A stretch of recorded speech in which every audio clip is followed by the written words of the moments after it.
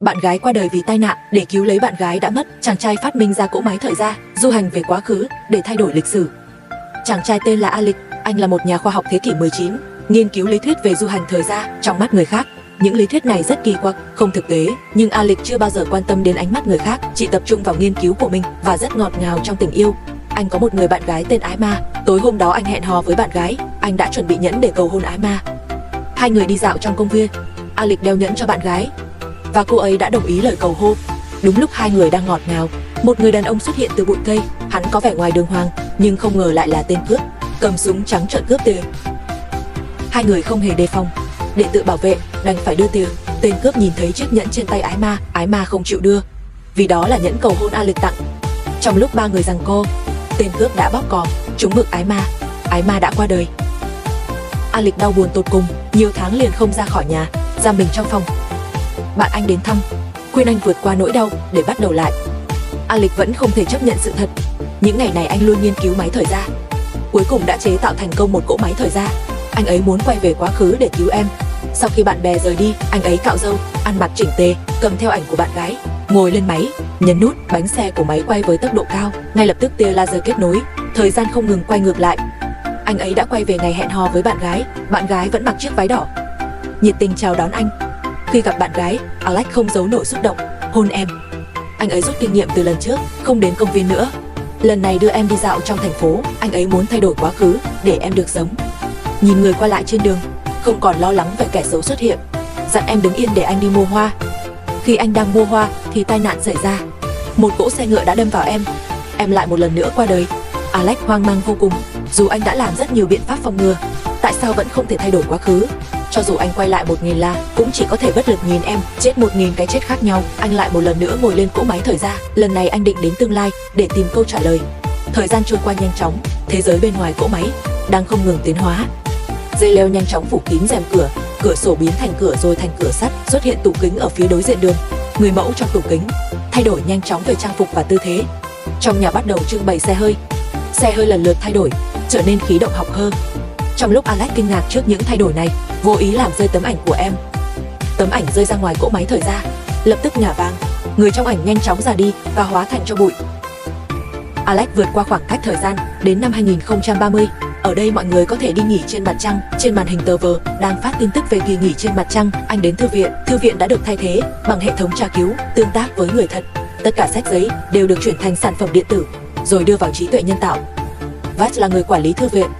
Anh ta là một người ảo sống trong máy. Alex hỏi anh ta về vấn đề du hành thời gian. Vash lập tức cung cấp cho anh các tài liệu sách tương ứng, nhưng không phải câu trả lời Alex muốn. Thậm chí trong đó còn có bài luận về du hành thời gian do chính Alex viết. Có vẻ để có câu trả lời, cần phải đi xa hơn nữa trong tương lai. Anh ngồi vào máy thời gian đến 7 năm sau, anh chứng kiến thảm họa lớn nhất trong lịch sử nhân loại. Mặt trăng bị phá hủy và lệch khỏi quỹ đạo. Một mảnh trăng khổng lồ vỡ vụn, đang rơi xuống đầu mọi người. Bên cạnh xuất hiện hai người trông như cảnh sát, muốn cưỡng chế đưa anh đi. Lúc này một tảng đá khổng lồ khác rơi từ trên trời, trực tiếp tách anh và cảnh sát ra. Anh lập tức chạy vào máy thời gian, nhanh chóng khởi động máy để thoát khỏi đây. Nhưng vẫn không may bị đá rơi trúng đầu, cả người ngất đi, tay vẫn đè chặt trên cần điều khiển thời gian, khiến nó không ngừng tăng tốc tiến về phía trước. Không biết đã bỏ lỡ bao nhiêu bình minh và hoàng hôn. Cây xanh dưới đầu ngón tay biến thành đất vàng, núi non hóa thành biển cả. Sau đó là kỷ băng hà đã chôn vùi mọi dấu tích văn minh sâu thẳm. Băng giá phủ kín trái đất, sông băng rồi cũng có ngày tan chảy. Dòng nước lại nuôi dưỡng sự sống, rừng rậm xanh tươi lại mọc lên từ mặt đất. Cho đến khi Alex tỉnh dậy một là dừng cỗ máy lại. Nhưng lúc này đã trải qua 800.000 năm. Loài người đã trải qua một vòng luân hồi. Alex được thế hệ người mới phát hiện và cứu. Những người ở đây sống trên vách đá, những mái nhà che xếp tầng là nơi trú ngụ của họ. Họ đã tạo ra ngôn ngữ riêng của mình. Ngôn ngữ xưa kia đều trở thành di tích khắc trên bia đá, được mọi người học như cổ ngữ. Nữ chính Maza có làn da nâu xuất hiện. Cô ấy nhiệt tình và tốt bụng tiếp đãi Alex. Alex giải thích rằng mình đến từ quá khứ. Maza và đồng bạn nói cô ấy bị ngốc rồi. Alex cũng không thể giải thích, dù sao chuyện như vậy quả thật khó tin. Alex tạm thời ở nhà Maza. Maza còn có một em trai là Khải Lạc. Khải Lạc ngây thơ và tò mò, luôn có vô số câu hỏi. Ban đêm, mọi người thường gặp cùng một cơn ác mộng. Đi qua rừng sâu thấy một con quái vật khổng lồ. Maza an ủi Alex rồi tiếp tục ngủ. Hôm sau Maza dẫn Alex đi xem những tấm bia đá ghi lại văn minh nhân loại qua nhiều thế hệ. Maza rất thông minh, nhìn thấu mục đích chuyến đi của Alex. Những người ở đây khác với Alex, họ không đắm chìm trong quá khứ. Lợi dẫn Ma Nha đi tìm cỗ máy thời gian của anh.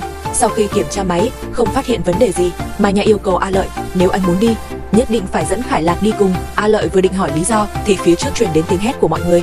Ma Nha lập tức quay người chạy tới. A Lợi không hiểu chuyện gì cũng vội đuổi theo. Lúc này, hàng ngàn con quỷ chui lên từ dưới đất, săn đuổi mọi người. Chúng có hình dạng kỳ quái, nhưng di chuyển rất nhanh nhẹ. Mọi người chạy tán loạn, lũ quỷ không giết người mà đánh bị thương rồi kéo họ xuống dưới đất. Lúc này lũ quỷ đã nhắm trúng Khải Lạc. A Lợi một mình chiến đấu với lũ quỷ để cứu Khải Lạc. Sau một hồi đánh nhau, lũ quỷ từ bỏ chiến đấu và quay về dưới đất. A Lợi và Khải Lạc may mắn thoát nạn, nhưng Ma Nha vẫn bị lũ quỷ bắt đi. A Lợi liều mạng đào xuống đất, nhưng không tìm thấy tung tích của họ. Anh tức giận chất vấn những người trong tộc. Mọi người trong tộc đều biết rõ họ không thể là đối thủ của lũ quái vật này. Hơn nữa họ cũng đã quen với cuộc sống bị động chịu đựng này rồi. A Lợi không nói thêm gì nữa. Anh hỏi Khải Lạc, anh nhất định phải cứu Ma Nha ra. Khải Lạc chỉ cho anh một nơi, đó chính là hang ổ của lũ quỷ. A Lợi và Khải Lạc đến đó. A Lợi ngạc nhiên phát hiện đây chính là thư viện năm xưa. Trải qua mấy trăm nghìn năm biến thư, bên trong đã biến thành một đống đổ nát, nhưng hệ thống của thư viện vẫn có thể sử dụng. Phạm Khắc Tư vẫn luôn ở trong đống tàn tích này. Ông ấy đã chứng kiến lịch sử hàng trăm nghìn năm. Ông ấy nói với Lịch, thế giới hiện tại đã bị chia thành hai chủng tộc. Một tộc sống trên mặt đất là người tộc Y Lạc, tộc còn lại sống dưới lòng đất, chính là những con quỷ mà họ đã thấy. Họ là người Mạc Lạc khác, sống trong hang dưới lòng đất, gần như là quái vật, sống bằng cách săn bắt người Y Lạc. Còn họ sống trong rừng sâu, bên trong con quái vật khổng lồ đó cũng chính là giấc mơ mà người Y Lạc thường mơ thấy. A Lợi để Khải Lạc về làng, còn mình tiến vào một mình. Khải Lạc nói với anh ấy, người Mạc Lạc khác đã cướp đồng hồ của A Lợi. A Lợi nhận ra bọn họ chắc chắn đang nhắm vào mình, vì vậy anh càng phải gánh vác sứ mệnh này. Anh từ từ bò vào bên trong. Đó là một vách đá, có rất nhiều rơi bay lê. Anh bò theo vách đá đến một nơi. Ở đó máy móc đang hoạt động không ngừng. Lũ quỷ đang bận rộn đốt lửa rèn sắt. Lịch nhìn thấy một đống quần áo, anh nhận ra ngay đồ của Ma Nha. Lo lắng Ma Nha có thể đã gặp chuyện không hay, hoảng hốt vô tình bấm phải nút, rơi xuống hồ nước mở.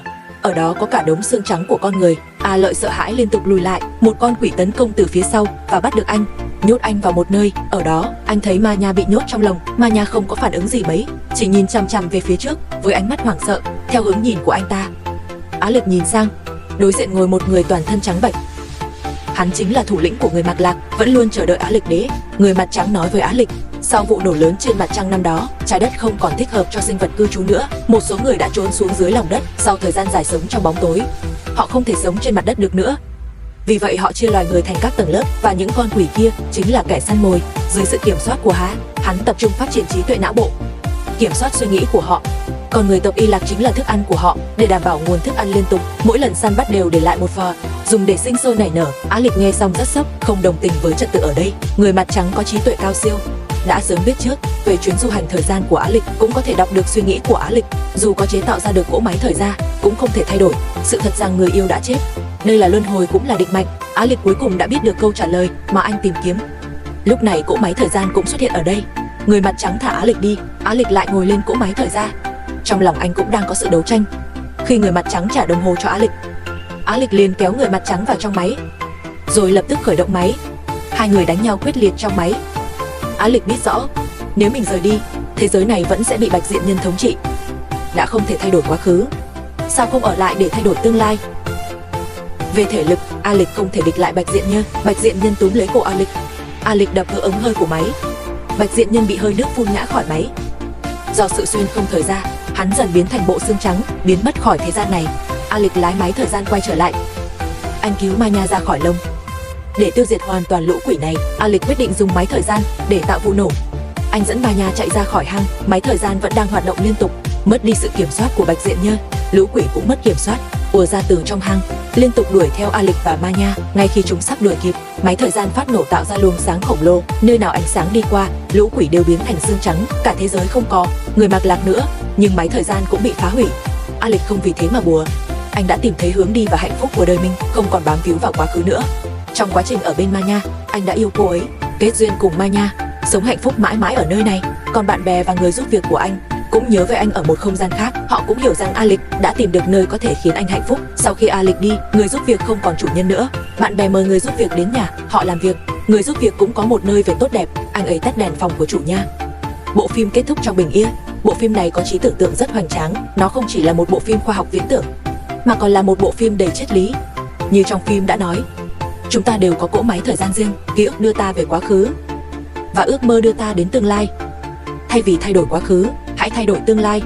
Trong tương lai, 4% dân số thức tỉnh siêu năng lực, chính phủ sử dụng họ để xây dựng thành phố. Nhưng khi công nghệ phát triển, những người có siêu năng lực dần thất nghiệp, trở nên nghèo khó.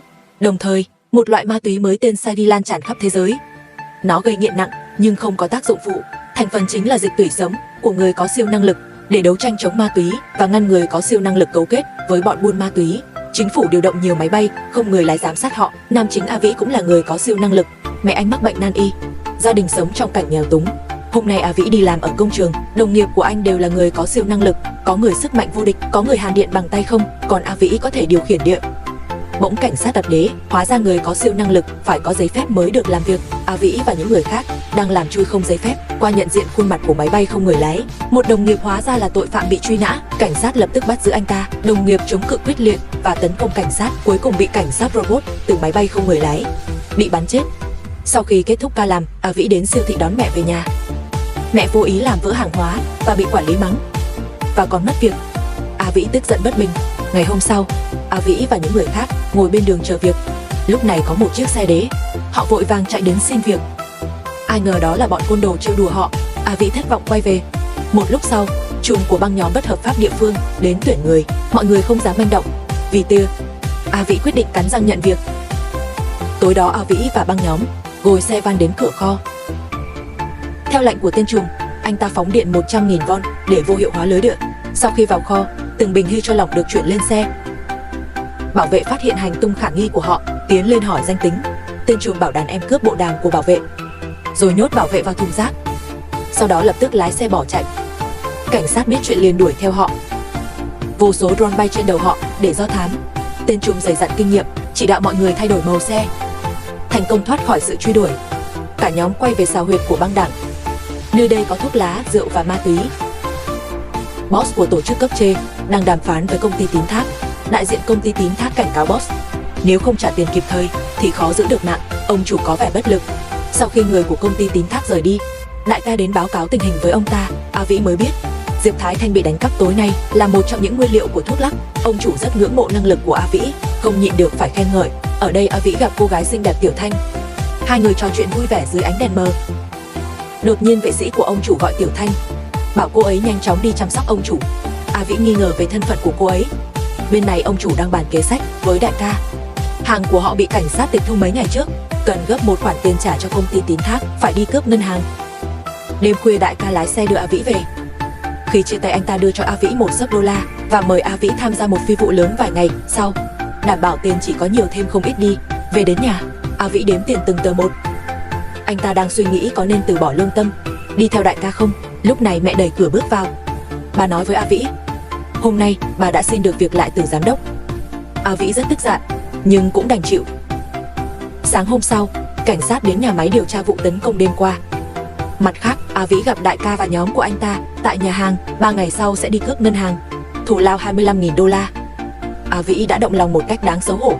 Tiếp theo anh ta theo đại ca tập huấn đặc biệt, kích hoạt tiềm năng bản thân.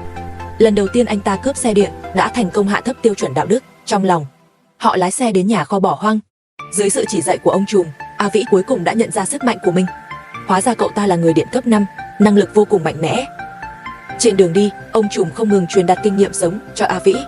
Con người phải trở nên tàn nhẫn mới có thể sống sót trong xã hội cá lớn nuốt cá bé. A Vĩ học được và áp dụng ngay, lấy bạo chế bạo, bắt bọn côn đồ trả tiền. Đồng thời dưới sự đe dọa của cậu ta, giám đốc thề sẽ không bao giờ sa thải mẹ cậu.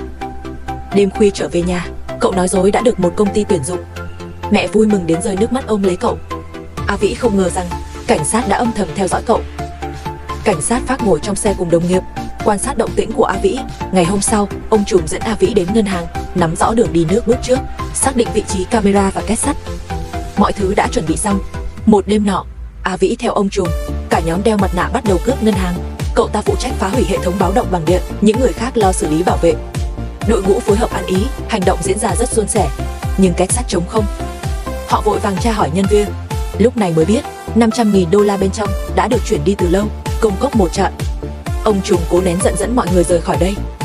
Lúc này cảnh sát đã điều máy bay không người lái để bắt họ. Họ vừa ra cửa sau ngân hàng thì đụng phải máy bay không người lái. Trong tình thế nguy cấp, A Vĩ phóng điện từ xa, phóng ra sóng điện mạnh, phá hủy máy bay không người lái. Cảnh sát robot bên trong không thể hoạt động, mọi người đã trốn thoát thành công. Đại ca cầm ví rỗng trở về Lào. Sau khi boss đếm tiền xong thì rất không vui. Không thể giao nộp như thế này, công ty tín thác không dễ đối phó đâu. Đại ca khuyên anh ta đối đầu với công ty tín thác, nhưng boss biết mình không thể thắng nổi. Bất ngờ một người có siêu năng lực tấn công boss. A Vĩ đang đứng bên cạnh vội vàng lên ngăn cản. Sau một hồi đánh nhau, đại ca ra tay bắn chết kẻ có siêu năng lực. A Vĩ bị thương nhẹ. Anh ta đến phía sau để băng bó vết thương. Tiểu Thanh đang ngồi đó thưởng thức vẻ đẹp của sải khắc. Sau khi thấy vết thương của A Vĩ dùng siêu năng lực chữa lành vết thương, A Vĩ rất tò mò về mối quan hệ giữa anh ta và boss, nhưng anh ta không nói gì cả. A Vĩ trở về nhà, mẹ đã đợi từ lâu. Bà chất vấn A Vĩ tại sao lại làm chuyện xấu. A Vĩ vội vàng giải thích. Vừa nói được vài câu, mẹ đã tức giận đến ngất xỉu. A Vĩ vội vàng đưa mẹ vào bệnh viện. Bác sĩ nói với anh bệnh tình của mẹ đã trở nặng, phải phẫu thuật ngay. Nhưng chi phí phẫu thuật quá lớn khiến anh không thể lo nổi. A Vĩ tuyệt vọng bước ra khỏi bệnh viện. Lúc này hai cảnh sát đi tới, mời anh đến đồn nói chuyện. Dưới sự phân tích kỹ lưỡng của cảnh sát, A Vĩ bị tình nghi. Đối mặt với sự thẩm vấn của cảnh sát Pháp, A Vĩ một mực khẳng định mình vô tội, không nói gì về tổ chức cả. Do không có bằng chứng xác thực, đành phải thả anh ta đi. Sau khi A Vĩ rời đi, cảnh sát Pháp xảy ra tranh cãi với đồng nghiệp. Đồng nghiệp muốn vu oan cho A Vĩ để bắt giam ngay. Cảnh sát Pháp phản đối, kiên quyết tìm bằng chứng. Mặt khác, A Vĩ vừa ra khỏi đồn đã được đại ca đón đi. Trở về Lào, A Vĩ bị boss nghi ngờ. Boss dùng siêu năng lực đọc tâm trí anh ta. Biết được anh ta đã dự kín mọi chuyện, boss rất hài lòng với A Vĩ và tin tưởng anh ta trở lại. Đại ca và A Vĩ đề xuất một kế hoạch cướp lấy xác khắc từ tay cảnh sát. Boss đồng ý và chấp nhận điều kiện của A Vĩ để Tiểu Thanh chữa bệnh cho mẹ anh ta. Đạ 1K và A Vĩ bắt đầu lập kế hoạch. Họ khảo sát khắp các con đường, quan sát vị trí máy bay không người lái, đảm bảo kế hoạch không sơ hở. Riêng tư, A Vĩ tìm gặp Tiểu Thanh, hy vọng có thể nói chuyện, nhưng Tiểu Thanh hoàn toàn không muốn để ý đến anh ta. Cô ấy luôn nghĩ A Vĩ khác với những người khác.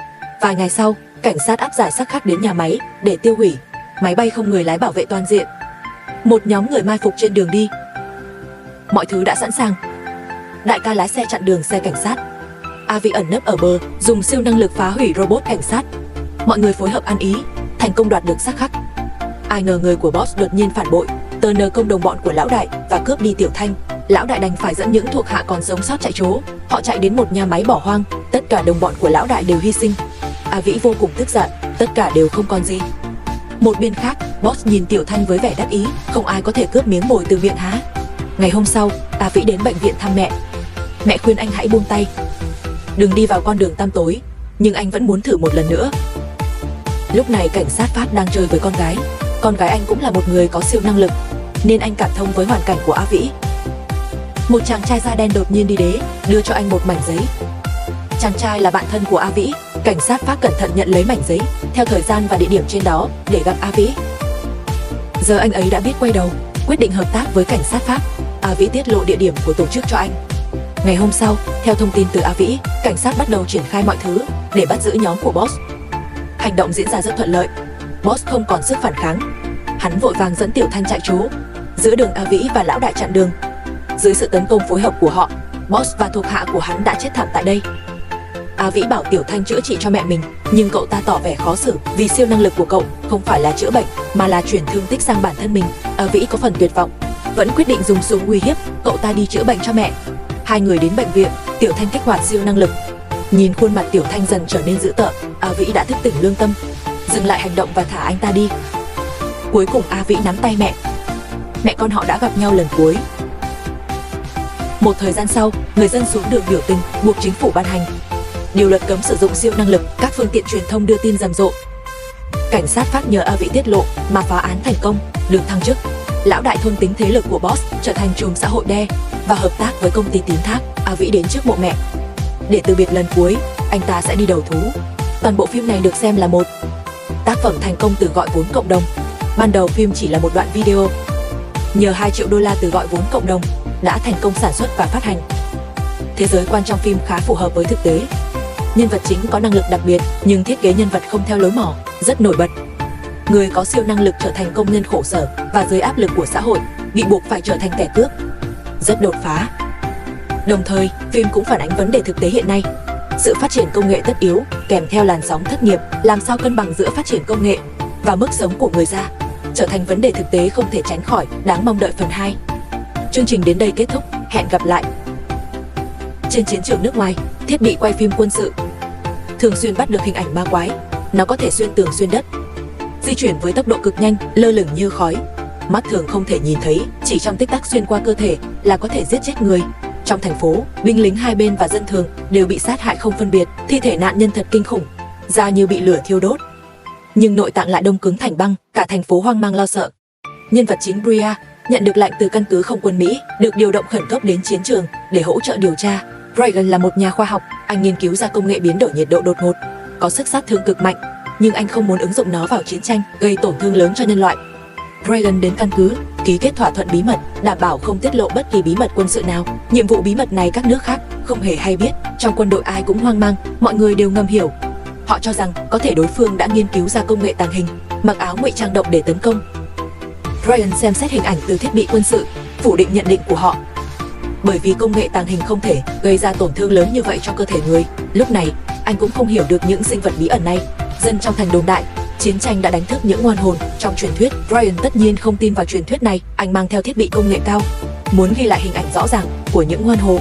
Để tìm hiểu nguồn gốc của chúng, anh ấy gắn máy quay lên một chiếc xe tăng. Các binh sĩ không hài lòng với hành động của anh ấy. Họ cho rằng anh ấy là tay nghiệp dư, không thể thực hiện tốt nhiệm vụ chiến đấu. Họ vừa mất đi Davis nên tâm trạng không tốt. Ryan cũng tỏ ra thông cảm với điều này. Căn cứ nhận được tin một nhóm lính mất liên lạc trong nhiệm vụ.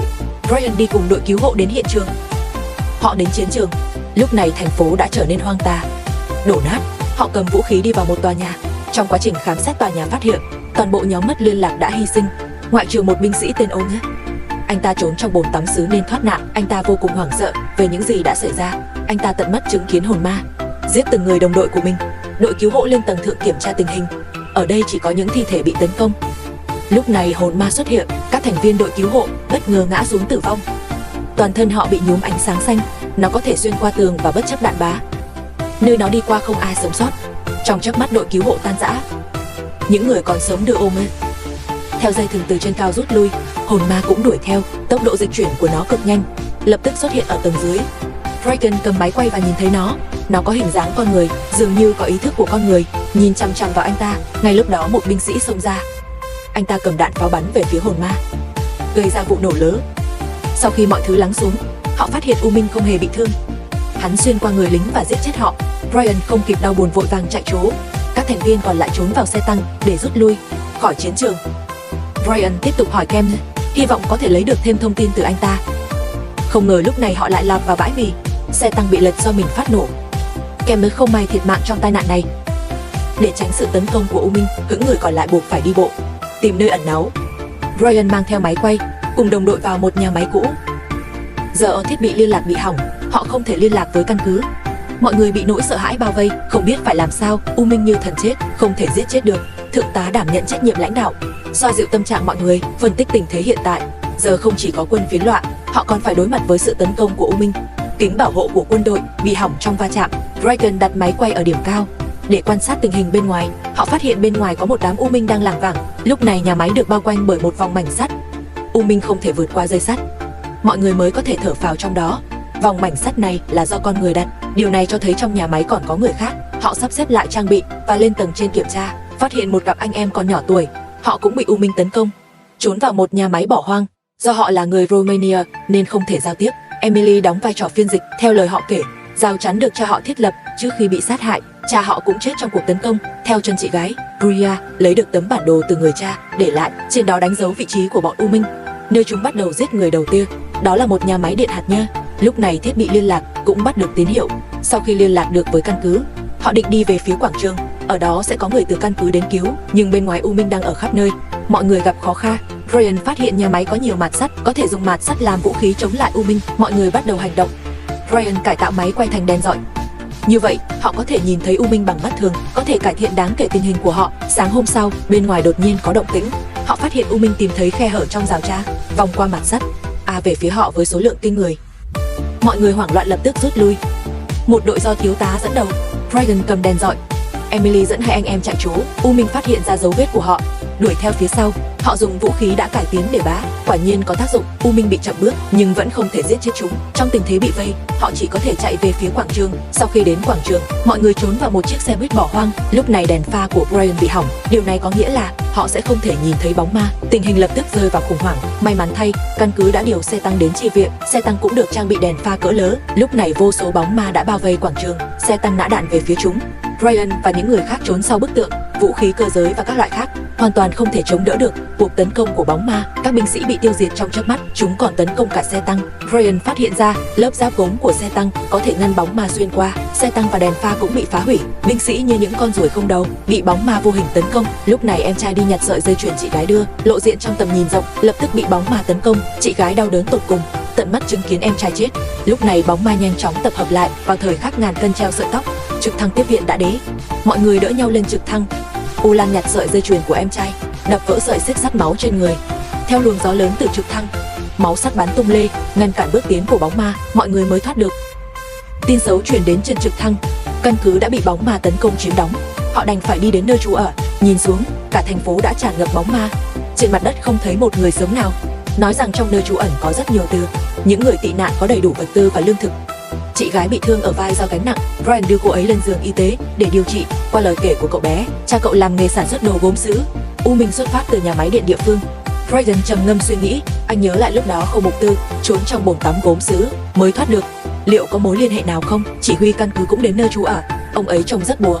Giải thích về tình hình hiện tại.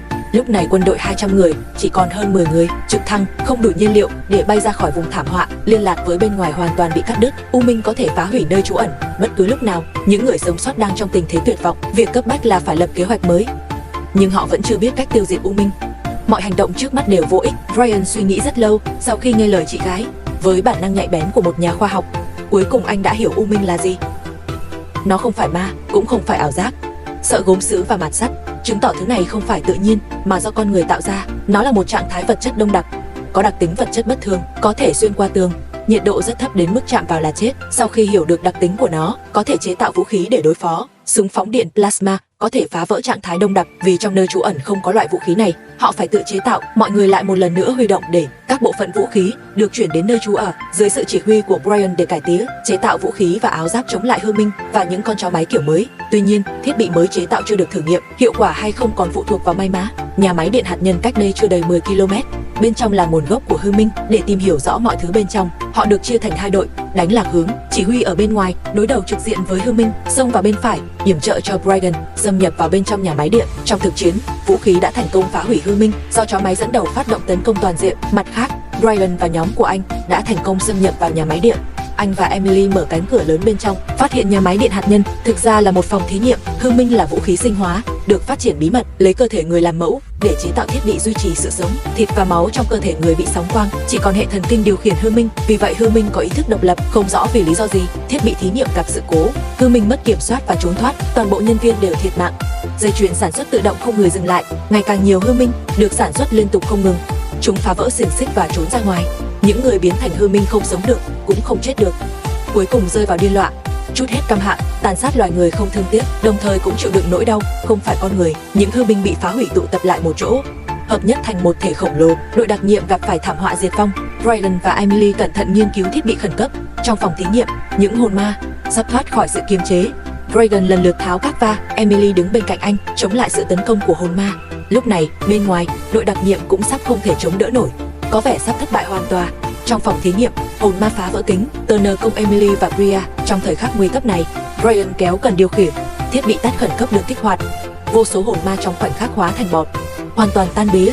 Brian và Emily thoát chết trong gang tấc. Mọi người lặng lẽ nhìn hồn ma dần tan biến. Sau đó, Brian để giải thoát những linh hồn đau khổ này đã rút nguồn điện của thiết bị duy trì sự sống. Những linh hồn phẫn nộ cuối cùng được yên nghỉ. Cuộc khủng hoảng hồn ma đã được giải quyết. Brian với tư cách là một nhà khoa học, khi thấy khoa học bị lạm dụng như vậy, trong lòng cũng rất đau đớn. Đến cuối cùng anh đã tiêu hủy mọi bằng chứng. Nếu quân đội hoặc chính phủ phát hiện ra, chắc chắn sẽ bắt chước để đối phó với kẻ thù. Nhưng trong lòng anh chỉ mong muốn hòa bình. Đội đặc nhiệm đã an toàn trở về bằng máy bay. Những người sống sót xây dựng lại nhà cửa. Tuy nhiên chiến tranh vẫn không dừng lại. Họ vẫn bị chiến tranh bủa vây. Brian cũng hoàn thành nhiệm vụ một cách trọn vẹn và bay trở về Mỹ. Bộ phim kết thúc ở đây. Bộ phim này kết hợp các yếu tố hành động, khoa học viễn tưởng và chiến tranh một cách khéo léo, đã nâng tầm cốt truyện khoa học viễn tưởng đơn thuần. Cuộc chiến sinh tử đầy ngặt nghèo với những linh hồn ma quỷ là điểm nhấn tuyệt vời. Về mặt hình ảnh, đậm chất huyền ảo và công nghệ, giống như bối cảnh của một trò chơi chiến tranh, là một bộ phim khoa học viễn tưởng mang màu sắc siêu nhiên. Người đàn ông chỉ ngủ một giấc, nhưng khi tỉnh dậy, cả thế giới đã thay đổi. Bác sĩ bên cạnh nói với anh, đã 30 năm trôi qua, kể từ ngày anh đi vào giấc ngủ, tâm trí người đàn ông bỗng chốc mở ra. Nhớ về năm 1995, 30 năm trước, anh tên là Tông Nhất, mồ côi cha mẹ từ năm 17 tuổi và được cha nuôi nhận nuôi. Tông Nhất có năng khiếu đặc biệt về cơ khí, dưới sự dạy dỗ của cha nuôi, anh trở thành nhân vật chủ chốt trong việc nghiên cứu robot của công ty. Nhưng không may cha nuôi qua đời và tặng cổ phần công ty W1 cho anh. Với sự nghiên cứu không ngừng nghỉ, cuối cùng anh đã phát triển thành công robot thông minh thế hệ đầu tiên A1. Lúc này truyền hình bắt đầu đưa ti và còn giới thiệu đặc biệt về anh. Lúc này, người chú làm giám đốc gọi điện đến, hỏi thăm tình hình của anh. Không lâu sau, một cô gái lặng lẽ đến. Cô ấy chính là Lý Tử, con gái của cha nuôi. Hai người từ nhỏ đã rất thân thiết, nhưng vì Lý Tử vẫn chưa đủ tuổi trưởng thành nên phải sống cùng với chú. Một tuần sau cô ấy sẽ chuyển trường, cơ hội gặp mặt của hai anh em sẽ ít đi nhiều. Lúc này, sau khi phát triển A1, Tông Nhất tràn đầy tự ti. Anh còn có một mục tiêu khác, đó là hoàn thành tâm nguyện của cha nuôi, phát triển pin plasma, giải quyết triệt để vấn đề năng lượng cho robot. Khi hai anh em đang trò chuyện, lại có người bấm chuông cửa. Người đến chính là Bạch Thạch, thư ký của chú, đồng thời cô cũng là bạn gái của Trung Y.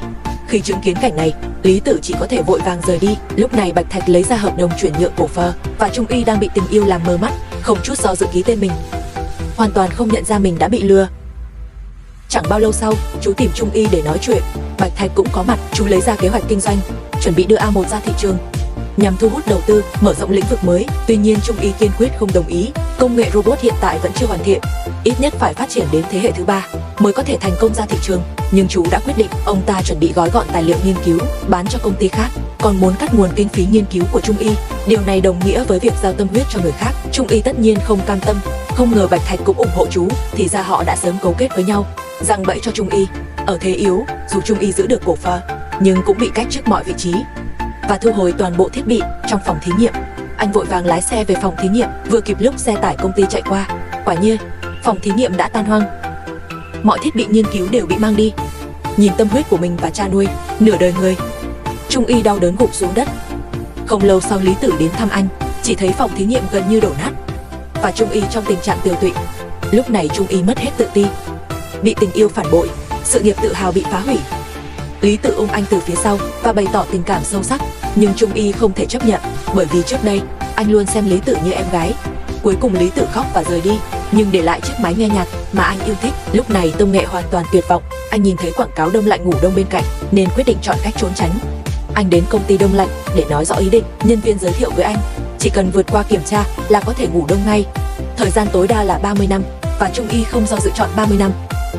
Khi bác sĩ kiểm tra, Trung Y đã trực tiếp từ chối đơn xin của anh. Hóa ra nồng độ cồn trong cơ thể anh quá cao. Bác sĩ không muốn có người vì trốn tránh mà chọn đông lạnh. Trung Y đành phải chọn ngày mai quay lại. Đêm nửa khuya, anh chuẩn bị một tài liệu. Khi Lý Tử 20 tuổi, sẽ chuyển nhượng cổ phần của mình cho cô ấy. Anh nghe bài hát mà Lý Tử thường hay nghe, đột nhiên quyết định tìm chú hỏi cho rõ. Lúc này Lý Tử về nhà, vô tình nghe được cuộc nói chuyện giữa chú và Bạch Thạch. Hai người vẫn còn muốn ra tay chiếm đoạt thành quả pin của Lý Tử. Lý Tử lập tức chạy đến phòng thí nghiệm, chuẩn bị báo chuyện này cho Tông Nghệ. Hai người vừa hay đi lướt qua nhau. Tông Y đến nhà chú, Bạch Thạch nhiệt tình đón tiếp anh. Nhìn dáng vẻ thông thạo của anh ta, Đông y sĩ chợt nhận ra mình trước đây thật mù quáng. Anh biết mình không thể lấy lại thiết bị thí nghiệm, nên đe dọa Bạch Thạch sẽ tiết lộ cho báo chí, như vậy công ty sẽ bị thiệt hại. Bạch Thạch giả vờ nhượng bộ, nhưng rồi lập tức tiêm thuốc mê cho Đông y sĩ. Lúc này Bạch Thạch bỗng phát hiện xe của Đông y sĩ đã bị người bí ẩn lái đi mất. Hắn nhận ra tình hình không ổn. Khi phát hiện thỏa thuận đông lạnh trong túi Đông y sĩ, hắn lập tức nảy ra ý tưởng. Khi Đông y sĩ tỉnh lại, đã bị nhốt trong buồng đông lạnh. Bạch Thạch đắc ý nói với anh, đây là một công ty đông lạnh khác. Đông y sĩ không thể chống cự và nhanh chóng chìm vào giấc ngủ. 30 năm trôi qua rất nhanh. Cuối cùng Đông y sĩ tỉnh lại, nhưng vì cơ thể chưa hồi phục, bệnh viện đã cử robot chăm sóc Peter để chăm sóc sức khỏe cho anh. Chẳng bao lâu sau, luật sư Đế giới thiệu với Đông y sĩ tình hình 30 năm qua do công ty W1 đã phá sản và tái cơ cấu. Hiện tại, Đông y sĩ không còn tài sản nào. May mắn là chính phủ sẽ cấp trợ cấp nên Đông y sĩ không cần lo lắng về cuộc sống. Và trong năm vừa qua, có một phụ nữ tên là Ly Tử thường xuyên hỏi thăm về tình hình của Đông y sĩ. Nghe xong Đông y sĩ rất lo lắng. Sáng hôm sau, nhân lúc Peter đi lấy bữa sáng, anh nhanh chóng trốn khỏi bệnh viện. Tuy nhiên Peter nhanh chóng đuổi theo, đề nghị được đi cùng anh. Thì ra Peter khác với những robot thông thường, cậu ấy có khao khát tìm hiểu rất mạnh mẽ và gần gũi với con người hơn. Đông y sĩ muốn giục tài xế lái xe, Hưng phát hiện ra đó là xe tự lái. Phi Tắc nhìn vẻ mặt ngạc nhiên của anh ta, bảo anh ta đừng lo lắng. Xã hội hiện nay đã hoàn toàn loại bỏ tiền mặt, chỉ cần thanh toán qua điện thoại. Họ nhanh chóng đến nơi. Đây là một khu phố cũ kỹ, Ngay khi bước vào nhà, tơ hơ y rác rưởi khắp nơi và mùi hôi nồng nặc. Trong nhà chỉ có một người phụ nữ béo. Trung Y nhận ra đây không phải Ly Tử, mà là bạn gái cũ Bạch Thạch. Từ Bạch Thạch biết được, 1 năm sau khi Trung Y đông lạnh, chú đột ngột bị bệnh qua đời. Bạch Thạch cũng vào tù vì trốn thuế và làm sổ sách giả. Cả công ty W1 phá sản và tái cơ cấu, bị một người bí ẩn nắm giữ cổ phần mua lại. Trung Y hỏi về tình hình của Ly Tử, Bạch Thạch lại bắt đầu chế giễu.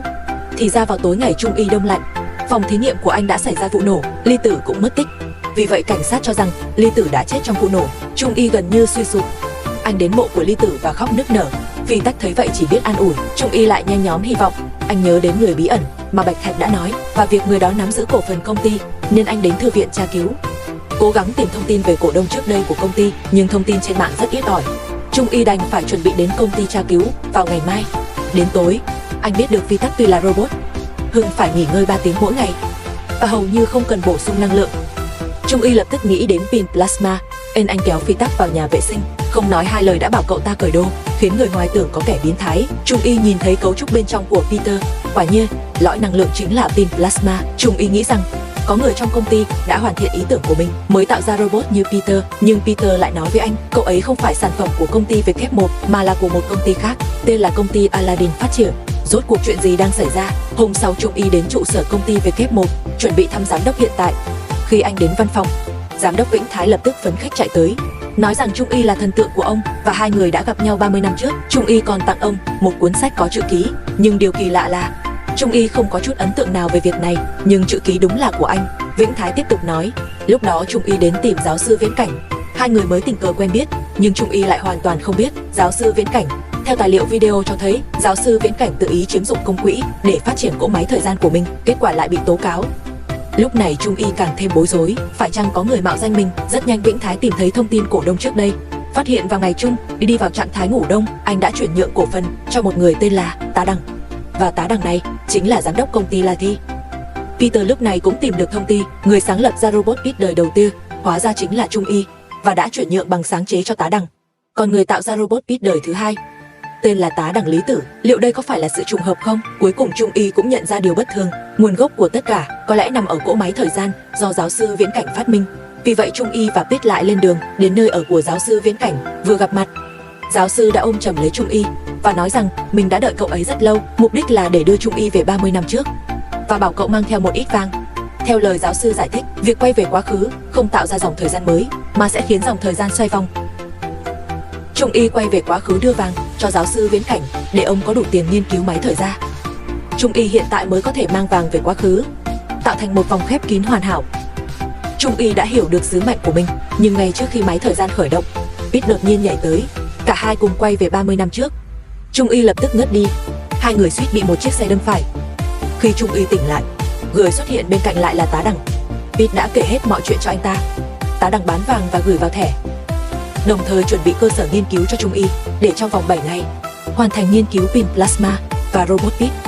Tuy nhiên trước đó, cậu cần đi thăm giáo sư Viễn Cảnh. Tông Nhất đưa tấm thẻ cho giáo sư và tuyên bố mình đến từ 30 năm sau. Giáo sư Viễn Cảnh tin tưởng hoàn toàn. Lúc này, TV đang đưa tin Trung Y đã phát triển robot A1. Cậu bé bên cạnh phấn khích đứng dậy, muốn xin chữ ký của Trung Y. Trung Y lập tức hiểu cậu bé chính là Vĩnh Thái. Trong tương lai, anh đã khuyến khích cậu học tập chăm chỉ, tương lai nhất định sẽ trở thành nhà phát triển robot. Trung Y trở về nhà Tá Đằng, nghiên cứu ngày đêm không ngừng. Tối đó anh nói chuyện với Tá Đằng, chuẩn bị giao cổ phần của mình ở công ty WE cho anh ta, dặn dò sau 1 năm tố cáo Bạch Thạch trốn thuế, làm sổ sách giả và thành lập công ty mới, anh sẽ giao bằng sáng chế robot Peter và pin plasma cho anh ta. Tên công ty sẽ là Lady. Tá Đằng đồng ý yêu cầu của Trung Y. Trung Y đã hoàn thành vòng lặp thời gian thứ hai. 7 ngày trôi qua trong chớp mắt, sắp đến ngày Trung Y đông lạnh. Lúc này Trung Y ở dòng thời gian gốc bị phản bội. ANG vội vã trở về phòng thí nghiệm. Peter đi ngang qua anh, sau đó chặn xe tải của công ty, dựa vào khả năng bất tử của mình khiến tài xế sợ hãi bỏ chạy. Trong khi đó Trung Y cũng hoàn thành nghiên cứu bản vẽ pin plasma và robot Peter. Anh thu thập tài liệu và lén đến trước nhà chú, thấy bản thân ở dòng thời gian gốc đã ngất, nên lặng lẽ lái xe đi. Khi Lý Tử đến phòng thí nghiệm, Tông Nhất cũng đi theo. Xa cách 30 năm, hai người gặp lại nhau. Tông Nhất lập tức ôm lấy Lý Tử. Lúc này Peter cũng lái xe tải đế. Tông Nhất lái xe đâm thẳng vào phòng thí nghiệm. Nhìn xe bắt đầu rò rỉ xăng, anh ta bắt đầu châm lửa, rồi bước ra ngoài. Cùng với một tiếng nổ lớn, mọi thứ trong quá khứ đều tan biến. Trung Y đưa Lý Tử đến nhà Tá Đằng. hy vọng vợ chồng họ có thể chăm sóc Lý Tử. Và từ giây phút đó, Lý Tử đổi họ thành Tá Đằng. Tông Nhất còn giao thiết bị thí nghiệm trên xe tải cho Tá Đằng. Như vậy, Tông Nhất đã hoàn thành vòng lặp thời gian cuối cùng. Anh đến công ty đông lạnh để được đông lạnh, cài đặt thời gian 30 năm.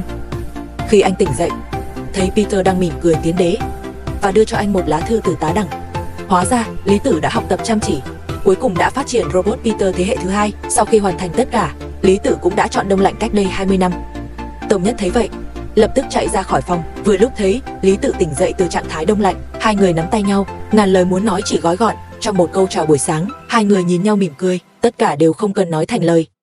Đây là một viện dưỡng lão kỳ lạ, những người già trên 80 tuổi, yếu ớt và nhiều bệnh tật.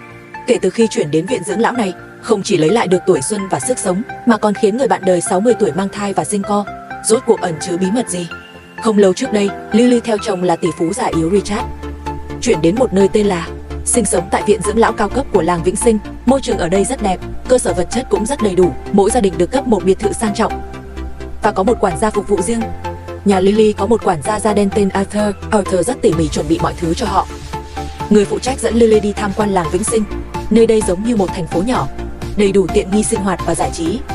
Có trường đua ngựa, sân golf và nhiều câu lạc bộ khác. Ngoài ra quan trọng nhất là ở đây có cơ sở y tế hiện đại nhất. Bên trong có phòng thí nghiệm chuyên biệt, nghiên cứu cách chống lão hóa. Vì vậy, người sống ở đây đều là những người già rất giàu có, phải đủ 55 tuổi trở lên mới được vào ở. Lily là vợ thứ hai của Richard, tuổi nhỏ hơn Richard rất nhiều, nên trông cũng trẻ hơn nhiều. Lily không thích cuộc sống trong viện dưỡng lão lắm. Đầu đầu cũng có người phục vụ, không được tự do, nhưng vì chồng Richard, Lily đành phải ép mình thích nghi với cuộc sống ở đây. Trong quá trình giao tiếp với những người già khác, Lily phát hiện người già ở đây tuy tóc bạc phơ, nhưng sức khỏe rất tốt, như người trẻ vậy. Họ vui vẻ trò chuyện với nhau. Ai cũng uống một loại viên nang màu vàng. Những người già so bì về tài sản, nói chuyện về làm đẹp. Lily không có chủ đề chung với họ, rất khó hòa nhập vào nhóm của họ. Cô ấy thích trò chuyện với quản gia Peter hơn, cùng chơi domino với anh ấy. Peter nói chuyện rất dịu dàng, nhưng vẻ mặt anh ấy luôn buồn bã. Anh ấy kể với Lily về gia đình mình, lấy ra ảnh của mẹ và em gái, nói rằng hy sinh vì gia đình là hạnh phúc, để khuyên nhủ Lily. Lúc đó Lily không hiểu được lời anh ấy. Buổi tối Richard dẫn Lily đi dự tiệc. Richard vui quá nên uống nhiều rượu. Khi về nhà thì đột ngột lên cơn đau tim ngã xuống. Lily lập tức bấm nút khẩn cấp trong nhà, gọi Arthur đến giúp. Nhưng Arthur vốn luôn có mặt khi được gọi, lần này lại không có phản ứng gì. Anh ấy nhìn về phía trước với đôi mắt ngấn lệ, dường như đang đưa ra một quyết định khó khăn nào đó, vẫn không có bất kỳ phản hồi nào. Rất nhanh, đội cứu hộ đến kịp thời cứu sống Richard. Bác sĩ đã phẫu thuật tim cho Richard. Sau một thời gian điều dưỡng, sức khỏe của Richard dần hồi phục, cảm thấy khỏe hơn nhiều so với trước khi phát bệnh. Y tá cũng nói tim ông ấy như của một chàng trai trẻ. Nhưng Lily phát hiện ra, kể từ khi Richard nhập viện, quản gia Arthur đã biến mất. Cô ấy hỏi nhân viên về tung tích của Arthur. Nhân viên tỏ vẻ căng thẳng, không trả lời thẳng vào câu hỏi này. Sau khi Richard khỏe lại, cùng Lily tham gia nhiều hoạt động, cả thể chất và tinh thần đều trẻ ra không ít. Một ngày nọ trong bữa tiệc, một người phục vụ da đen ho dữ dội. Trông anh ta có vẻ rất yếu. Những người khác đến đưa anh ta đi, có lẽ vì trông giống Arthur. Lily cũng để ý đến anh ta, Teddy mắng anh ta một trận trong bếp. Lily thấy vậy rất bất bình cho người phục vụ. Sau khi họ về nhà, phát hiện có một quản gia mới đến, Lily không thèm để ý đến anh ta. Cô ấy vẫn cảm thấy rất kỳ lạ, tại sao Arthur lại biến mất không rõ lý do. Đoán rằng anh ta có thể giống như người phục vụ vừa rồi, bị đuổi việc do sai sót trong công việc. Mặc dù trong lòng có nghi ngờ, nhưng cũng không tìm hiểu sâu. Lily đưa Richard đến bệnh viện tái khám. Anh ấy rất hợp với Mia ở quầy lễ ta. Lily vừa định hỏi về tình hình của Arthur, Mia hoảng hốt ngắt lời. Lily phát hiện từ sau ca phẫu thuật, Richard cũng bắt đầu uống loại viên nang màu vàng đó. Richard giải thích đó là thuốc bổ bác sĩ kê. Chính những viên thuốc này giúp anh ấy trẻ lại. Lily lại đi hỏi bác sĩ điều trị về thành phần của những viên nang màu vàng đó. Ở đây ai cũng uống loại thuốc này. Bác sĩ chỉ nói những viên thuốc này là thực phẩm chức năng họ nghiên cứu, có thể làm chậm quá trình lão hóa. Thấy Lily nửa tin nửa ngờ nên chủ động dẫn Lily đến phòng thí nghiệm của bệnh viện, tham quan quy trình sản xuất thuốc, giới thiệu thành phần thuốc và quy trình chiết xuất thực vật. Nói đến đây, nhân viên cơ bản được thuê đều là người nghèo, bao gồm cả Arthur trước đây. Nơi này không chỉ giúp người già trẻ lại, mà còn tạo cơ hội việc làm cho những người nghèo. Sau khi thấy những điều này, Lily cũng không còn nghi ngờ. Trong quá trình trò chuyện với Mia, Lily dần dần mở lòng kể về gia đình mình. Mẹ cô đã mất nhiều năm trước. Năm đó vì cô nhất quyết lấy Richard, cô đã cắt đứt quan hệ với cha. Richard và vợ cũ có 2 người con trai. Bao nhiêu năm nay anh ấy cũng muốn có một đứa con, nhưng vì tuổi ngày càng cao nên việc sinh nở gặp khó khăn. vì vậy vẫn chưa có con. Đây cũng là điều tiếc nuối nhiều năm của anh ấy. Sau ca phẫu thuật, sức khỏe của Richard ngày càng tốt hơn, say mê các môn thể thao của giới trẻ, khơi dậy nhiệt huyết trong đời sống vợ chồng, tính cách cũng trở nên bốc đồng và liều lĩnh. Lily thường không theo kịp Richard, không chỉ với Richard mà còn với nơi này nữa. Cô ấy vẫn không thích nghi được, muốn rời khỏi đây. Richard khẩn khoản van xin cô ấy đừng đi. Lily đến tìm Mia, cô ấy định đi thăm cha mình.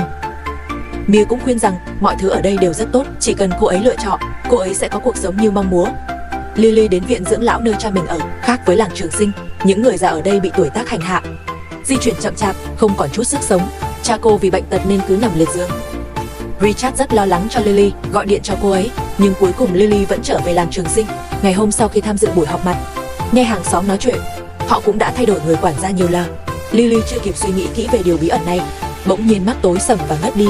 Khi cô ấy tỉnh lại, chồng cô vui mừng nhìn cô. Bác sĩ vui mừng thông báo cô ấy đã có thai, nhưng cô ấy bị viêm ruột thừa. Họ đã thực hiện phẫu thuật cần thiết cho cô ấy. Thời gian này, cô ấy cần nghỉ ngơi dưỡng thai. Bác sĩ lại đưa cho cô ấy một lọ thuốc, vẫn là lọ viên nang màu vàng đó, nói rằng nó có thể bổ sung dinh dưỡng thai kỳ cho cô ấy. Một số người già ở làng Trường Sinh khi nghe tin Lily mang thai đã bàn tán xôn xao, nhưng một số người già không lấy làm ngạc nhiên về điều này. Lily lại đi thăm cha, muốn rủ cha chuyển đến làng Trường Sinh, họ có thể chăm sóc ông.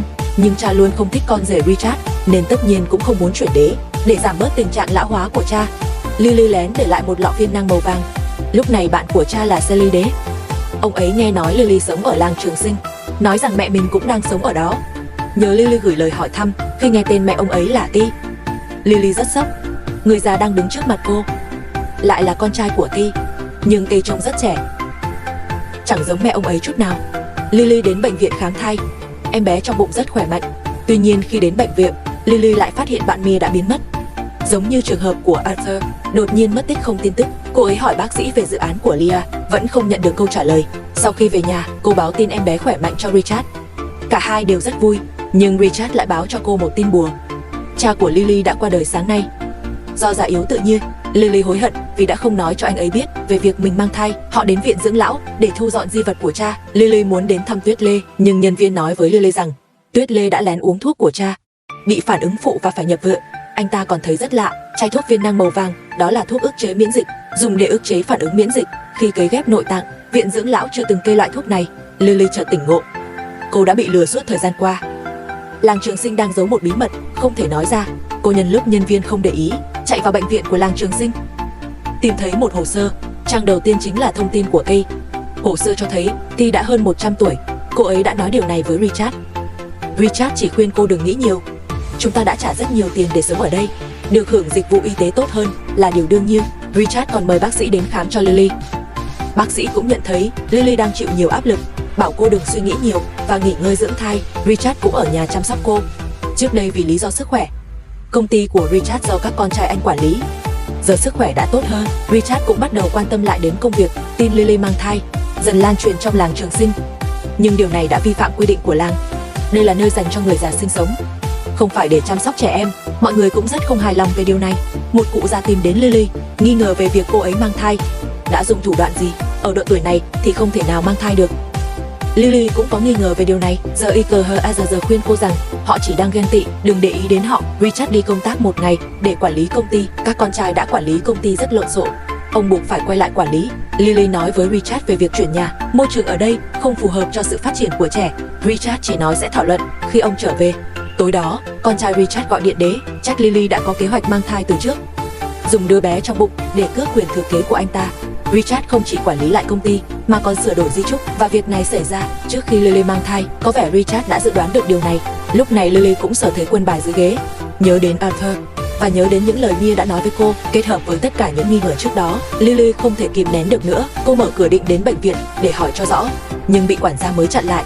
Ông ta lấy cớ tắm nước nóng để giữ cô lại. Đúng lúc Richard cũng vừa về, Lily buộc tóc và lẻn ra ngoài, mang bụng bầu đến bệnh viện, cố gắng mở cửa bệnh viện.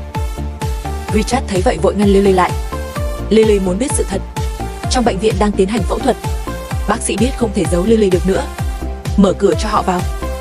Đúng như những gì họ thấy, họ đang thực hiện phẫu thuật cấy ghép nội tạng. Nơi đây có công nghệ y tế tốt nhất. Thông qua cấy ghép nội tạng có thể làm mới hoàn toàn tế bào, giúp kéo dài tuổi thọ vô hạn cho người già. Và bí mật này chỉ một số ít người biết, bao gồm cả những người hiến tạng. Tất cả nhân viên cơ sở làm việc ở đây chính là nguồn cung cấp nội tạng. Một khi người già gặp vấn đề về sức khỏe, họ sẽ ngay lập tức được cấy ghép nội tạng khỏe mạnh từ người trẻ. Trái tim của Richard chính là từ quản gia Arthur. Anh ta cần một khoản tiền lớn để cứu gia đình. Viên nang màu vàng không phải thuốc bổ, mà là thuốc chống đào thải nội tạng. Những người đó tự nguyện bán nội tạng của mình, không ai ép buộc họ cả. Mia cũng hiến tử cung của mình cho Lily, để Lily có thể mang thai bình thường. Hiện tại cô ấy đang nằm trên giường bệnh. Lily cảm thấy rất phức tạp, trong lòng không thể chấp nhận tất cả, cảm thấy có lỗi với những người đó. Cuối cùng quyết định rời khỏi làng Trường Sinh. Vài năm sau, con gái của Lily cũng chào đời, lớn lên thành một cô bé đáng yêu. Lily đặt tên con là Mia để tưởng nhớ Mia. Cô ấy đưa con đến làng Trường Sinh nơi Richard ở. Vì vấn đề sức khỏe của bé Mia, dù có phẫu thuật cấy ghép tủy xương, cũng chỉ sống được khoảng 1 năm. Cô ấy hỏi bác sĩ có cách nào cứu không. Bác sĩ nói có thể chữa khỏi cho con gái, Hưng phải làm phẫu thuật cấy ghép nội tạng. Lần này Lily không phản đối, nói rằng đó không còn là vấn đề nữa. Sự lựa chọn của Lily khiến người ta lạnh sống lưng. Bộ phim kết thúc dưới ánh mắt của đứa con gái. Kết thúc cũng rất mang tính châm biếm, phản ánh trực tiếp một mặt của nhân tính. Cuối cùng, Lily vẫn từ bỏ nguyên tắc mà cô ấy luôn giữ trong lòng. Đây là một bộ phim khoa học viễn tưởng với mức độ kinh dị vừa phải, tính đạo đức mạnh mẽ hơn, có ý nghĩa thực tế rất lớn. Phim truyền hình kỳ ảo mới nhất năm 2023, Tây Du A Bờ Cờ đã ra mắt. Bộ phim này được Disney chuyển thể từ Tây Du Ký, do Dương Tử Quỳnh và Ngô Diên Tổ đóng chính. Câu chuyện bắt đầu, một chú khỉ đang bị đại bàng rượt đuổi nên nó chạy vào rừng để trốn. Không ngờ đại bàng hạ cánh xuống lại biến thành hổ dữ. Chú khỉ dùng kỹ năng leo trèo để liên tục trốn tránh, sau đó chạy xuống nước. Con hổ đuổi theo sát phía sau, dưới nước biến thành cá mập, lên bờ lại biến thành sói trắng, cuối cùng hóa thành người vật ngã chú khỉ.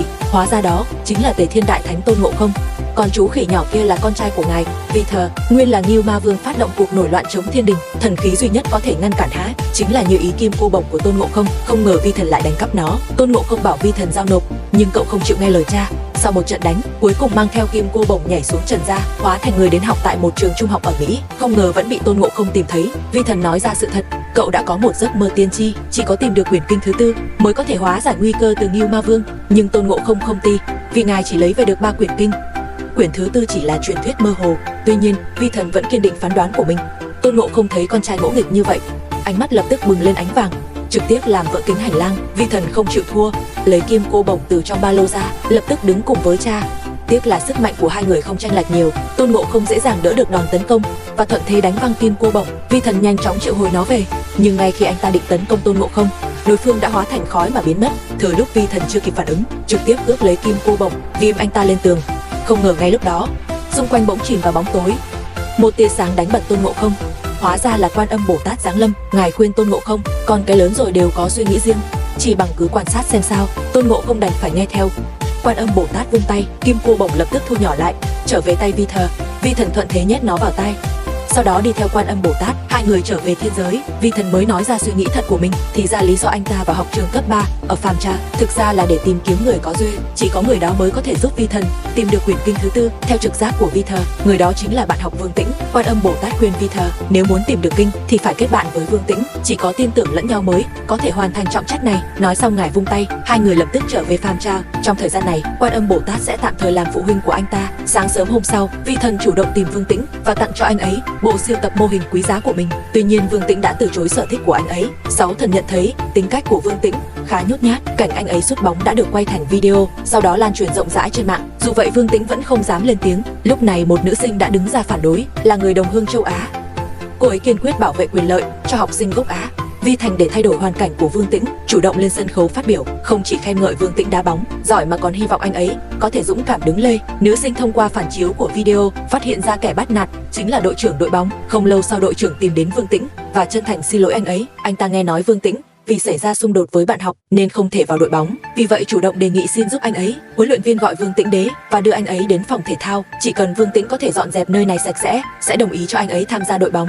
Vương Tĩnh rất vui mừng, lập tức bắt đầu dọn dẹp. Lúc này Vi Thần cũng chạy đến giúp đỡ, nhưng Vương Tĩnh lại rất tức giận, tính cách nhút nhát khiến anh ấy không muốn trở thành tâm điểm. Vi Thần đành phải xin lỗi anh ấy và bắt đầu giúp anh ấy chuyển đồ. Chỉ thấy anh ta nhẹ nhàng nhấc tạ nặng hàng chục cơ, không ngờ càng giúp càng rối, trực tiếp làm đổ tất cả dụng cụ, suýt nữa còn gây ra hỏa hoạn. Huấn luyện viên cũng không biết nói gì. Hôm sau nữ sinh lại tìm đến Vương Tĩnh, hy vọng anh ấy có thể lên tiếng. Vương Tĩnh lấy hết can đảm đứng lên sân khấu. Tuy nhiên anh ấy nói với mọi người, đội trưởng đã xin lỗi cậu ấy và cậu ấy cũng không cảm thấy bị xúc phạm. Họ thậm chí đã trở thành bạn bè. Lý do cậu ấy đứng ra chỉ là hy vọng mọi người không đối đầu nhau. Ngay sau đó huấn luyện viên gọi Vương Tĩnh vào văn phòng, hóa ra hành động vô tình của cậu ấy đã phát hiện ra mối nguy hiểm tiềm ẩn. Công ty bảo hiểm đã sửa chữa nhà thi đấu miễn phí, cộng với sự giới thiệu mạnh mẽ của đội trưởng về Vương Tĩnh, huấn luyện viên quyết định cho cậu ấy tham gia đội bóng. Vương Tĩnh rất vui mừng. Đồng thời, bên kia Vi Thần lại gặp kẻ thù tại nhà hàng, chính là Trư Bát Giới, nhị thúc của anh ta. Hai người vừa đuổi vừa đánh. Vi Thần rất hiểu điểm yếu của Trư Bát Giới, liên tục dùng đồ ăn để thu hút sự chú ý của hắn, còn nhân cơ hội đội cho hắn cái thùng sắt. Vi Thần cưỡi trên Trư Bát Giới chạy loạn trong bếp, ai ngờ lại gặp đúng Vương Tĩnh đến báo tin vui. Vi Thần đá một cước, Trư Bát Giới không phải đối thủ đành phải rời đi. Vi Thần đưa Vương Tĩnh đang bất tỉnh về nhà. Vương Tĩnh cứ nghĩ đêm qua là một giấc mơ. Đội bóng trường tổ chức lễ chào đó. Vương Tĩnh thấy Vi Thần trên khán đài, bắt đầu nghi ngờ về cảnh tượng đêm qua nên đã tìm Vi Thần để hỏi riêng. Vi Thần nói với cậu ấy, đêm qua không phải ảo giác, anh ta giống như Trư Bát Giới, đều không phải người phàm mà đến từ thiên giới. Anh ta đến trần gian là để giải quyết cuộc khủng hoảng ở thiên giới. Vương Tĩnh là người có duyên với anh ta, chỉ có hai người hợp lực mới tìm được quyển kinh thứ tư. Vi Thần biết cậu ấy khó chấp nhận ngay nên mời cậu ấy tan học đến nhà mình. Lúc đó Quan Âm Bồ Tát sẽ giải thích cho cậu ấy. Vương Tĩnh đồng ý lời mời. Tuy nhiên đồng đội nói với anh rằng đội bóng có hoạt động tập thể tối nay, tất cả thành viên đều phải tham gia. Vương Tĩnh đành phải bỏ lỡ cuộc hẹn với Vi Thần. Vi Thần ở nhà chờ đợi mãi nhưng không thấy bóng dáng Vương Tĩnh đâu. Anh đành phải chủ động đi tìm Vương Tĩnh. Lúc này Vương Tĩnh đã bắt đầu nghi thức chào đón của đội bóng. Tất cả thành viên mới phải hoàn thành nhiệm vụ trong 3 tiếng và người xuất sắc nhất sẽ nhận được giày bóng đá phiên bản giới hạn. Vương Tĩnh quyết tâm giành được đôi giày. Cùng lúc đó, nhà Quan Âm Bồ Tát đón một vị khách không mời, chính là Ngưu Ma Vương, kẻ công khai chống đối thiên giới. Hắn thậm chí bắt đầu lôi kéo Quan Âm Bồ Tát, tuyên bố rằng thiên giới hiện tại đã thối nát, nếu không sửa chữa sẽ có ngày tự hủy diệt. Nhưng Quan Âm Bồ Tát tất nhiên không nghe theo. Hai người lập tức động thủ. Dù Ngưu Ma Vương dũng mãnh nhưng đối đầu với Quan Âm Bồ Tát hoàn toàn không có cơ hội thắng. Hắn gầm lên một tiếng hóa thành nguyên hình. Quan Âm Bồ Tát lấy ra tấm vải đỏ, bắt đầu đấu với hắn, dễ dàng đánh bại hắn. Nhưng Quan Âm Bồ Tát vì lòng từ bi nên không tiêu diệt hắn. Ngưu Ma Vương thuận lợi rời đi. Cùng lúc đó ở một nơi khác, Vương Tĩnh đang hoàn thành nhiệm vụ. Những phần trước đã hoàn thành suôn sẻ và phần cuối cùng là phải dùng giấy vệ sinh quấn bức tượng trước cổng trường. Vương Tĩnh đành phải đến nhà thờ lấy giấy. Tình cờ gặp Vi Thần đang tìm anh. Nghe nói Vương Tĩnh đang hoàn thành nhiệm vụ, lập tức đề nghị giúp đỡ. Hai người đến trước bức tượng. Vi Thần lấy ra kim cô bổng, một cú nhảy đứng lên bức tượng, sau đó thuận lợi bọc bức tượng lại và trang trí xung quanh. Thấy Vây Thành giúp đỡ mình như vậy, Vương Tĩnh quyết định đền ơn, quyết định đi cùng Vây Thành tìm kiếm quyển kinh thứ tư. Sau đó vội vã đi gặp đội bóng. Không ngờ Vây Thành vừa quay người, Ngưu Ma Vương bỗng xuất hiện ở đây và thuận lợi lấy đi kim cô bổng. Vây Thành lúc này gặp rắc rối lớn. Khi cậu ta về đến nhà, Tôn Ngộ Không đột ngột xuất hiện. Vây Thành xấu hổ không dám ngẩng đầu. Khi họ trở về thiên giới, Tôn Ngộ Không phạt cậu ta cấm túc 200 năm, sau đó phải đi chăn ngựa, giống như ông ấy, bắt đầu từ vị trí thấp nhất. Nhưng Vây Thành ngang ngạnh không chịu nghe theo. Điều này khiến Tôn Ngộ Không nhớ lại chuyện ngàn năm trước, khi đó ông ấy vừa mới có được Ngưu Ma Vương dẫn đến dự hội bàn đao. Lúc này Ngưu Ma Vương rất nhút nhát và tự ti, hoàn toàn không dám gây rắc rối. Tôn Ngộ Không thấy có đại tiên chen hàng, lập tức định nổi giận, nhưng bị Ngưu Ma Vương ngăn lại. Quan Âm Bồ Tát cũng đến hội trường lúc này. Tôn Ngộ Không bảo Ngưu Ma Vương lên chào hỏi, nhưng Ngưu Ma Vương hoàn toàn không dám. Khi họ đến cửa hội trường, lính gác lấy lý do thân phận thấp kém chặn họ không cho vào. Tôn Ngộ Không lập tức nổi giận, ai ngờ lại bị Ngưu Ma Vương ngăn lại. Lúc này Tế Công cũng đến cửa, cũng bị lính gác chặn lại. Hóa ra hội trường không cho mang rượu vào, vì vậy Tế Công định uống hết rồi mới vào. Tôn Ngộ Không nhân cơ hội liên tục rót thêm rượu cho ông ấy. Tế Công say rượu ngã xuống, lợi dụng lúc lính canh đi đỡ Tôn Ngộ Không, hai người thừa cơ đi vào hội trường Thiên Cung. Quả nhiên không tầm thường, cả hai đều lưu luyến không muốn rời. So với Ngưu Ma Vương rụt rè, Tôn Ngộ Không thì rất táo bạo, thậm chí bắt đầu dùng phép tán tỉnh, đồng thời không quên giới thiệu người anh em Ngưu Ma Vương. Ngưu Ma Vương cũng mở lòng, nói ra ý định đi Tây Thiên thỉnh kinh của mình. Mỹ nữ Thiết Phiến công chúa nhìn chàng thao thao bất tuyệt, không khỏi phải lòng ngay từ cái nhìn đầu tiên. Ngay lúc đó, nhất phẩm đại thần của Thiên Đình, Đông Hải Long Vương Ngao Quảng đến hội trường, lập tức được mời vào phòng quý ta. Tôn Ngộ Không định lợi dụng cơ hội này để giới thiệu ý định của Ngưu Ma Vương với Ngao Quảng, nào ngờ lại bị lính gác cửa phòng quý tân chặn lại. Lúc này Thiết Phiến công chúa quyết định ra tay giúp đỡ, dùng cuồng phong che mắt lính gác. Hai người thừa cơ đi vào, họ lén đến phòng nghỉ. Ngao Quảng cởi bỏ y phục, miệng kêu thuốc nước. Tôn Ngộ Không thấy đây là cơ hội tốt nên tự mình đi canh gác, để Ngưu Ma Vương đi đàm phán với Ngao Quảng. Nào ngờ Ngao Quảng rất khinh thường há, trực tiếp ngủ thiếp đi. Ngưu Ma Vương đành phải lủi thủi rời đi. Tôn Ngộ Không thấy người anh em bị sỉ nhục, bèn dùng phép thuật đánh cháo kim cô bổng để Ngưu Ma Vương cầm lên đài phát biểu. Tuy nhiên Ngưu Ma Vương nhút nhát lên đài, lại gây ra nhiều trò cười, bị Vương Mẫu đuổi xuống đài. Đến lúc Ngao Quảng lên đài phát biểu, Tôn Ngộ Không liền ngắt lời, còn chửi rủa các vị thần trên thiên đình, thậm chí đập nát cả bàn đào. Ai ngờ Ngao Quảng không những không giận mà còn rất ngưỡng mộ. Tôn Ngộ Không lập tức quyết định chuyển chức nhất phẩm đại thánh cho hắn. Thế là Tôn Ngộ Không trở thành Tế Thiên đại thánh. Khi hắn báo tin vui với Ngưu Ma Vương, lại cãi nhau với y. Giờ đây Ngưu Ma Vương trở thành trò cười, còn Tôn Ngộ Không lại làm Tế Thiên đại thánh. Sự tranh lệch này khiến người ta khó chấp nhận. Hai người từ đó chia đường. Sau đó Tôn Ngộ Không tập hợp binh mã đi Tây Thiên lấy về 3 quyển kinh, tạo nên danh tiếng của mình. Còn Ngưu Ma Vương chịu khuất phục ngàn năm, cuối cùng nổi loạn, Trên thiên đình, Ngộ Không nhớ lại chuyện xưa, cũng không khỏi thở dài, nên quyết định để Vệ Thần đi con đường của mình. Vệ Thần lại trở về Trần gia, nhưng hắn quên mất trên trời một ngày, dưới đất một năm. Tuy bản thân mới về thiên giới không lâu, nhưng trần gian đã qua 1 tháng. Sau khi gặp Vương Tĩnh ở Vây Thành, chuẩn bị đi tìm Tế Công, truyền thuyết chỉ có ông ta biết tung tích quyển kinh thứ tư. Hắn đến nhà bếp của một nhà hàng, Tế Công đang ở đây. Sau khi Vệ Thần giao đấu với ông ta, mới nói ra mình muốn tìm quyển kinh thứ tư. Thế là Tế Công dẫn hắn đến căn phòng, nơi đây có 4 bức tranh kể về nguồn gốc của kinh thư. Sức mạnh chứa trong quyển kinh thứ tư quá lớn, nên được Phật tổ phá hủy, mảnh vỡ rơi xuống. Trần gian có 2 gia tộc, vì muốn có được sức mạnh tranh giành kinh thư không ngừng. Chỉ có 2 gia tộc này hòa giải, quyển kinh thứ tư mới có thể được phục hồi, nhưng không ai biết sẽ xuất hiện dưới hình thức nào. Vi Thần nghe xong trầm ngâm suy nghĩ. Anh đến nhà Vương Tĩnh để hỏi, nhưng lại nhận được một tin bất ngờ.